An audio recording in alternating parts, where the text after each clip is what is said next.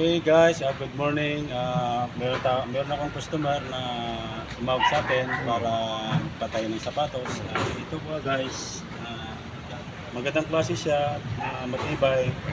Kaya nga lang, yung pagkalaba, natuklap.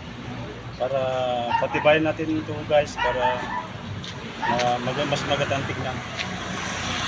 So ngayon guys, tatahin natin para makita nyo ang pagkatahi ng sapatos ni sir para magamit niya ng mas matagal pa.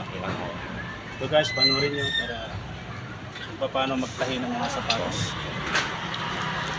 Ganito lang guys ang pagtatahi para kung gusto niyo matuto. Ganyan lang, 1 cm ang agwat, wala din sa guhit para hindi siya pangit tignan. Ganyan lang guys, sulot kasi ito may kawit. Yan, ito. Yan, ihilahin ngayon. Yan, hatakin mo.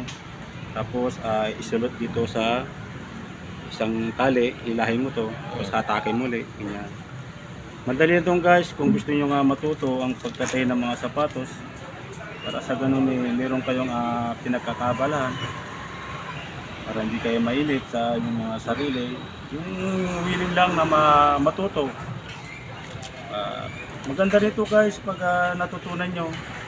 Maganda rin ang hanap buhay ito. Para sa pamilya. Ganyan lang guys ang pagtatahi para gusto nyo matuto. Okay guys, salamat.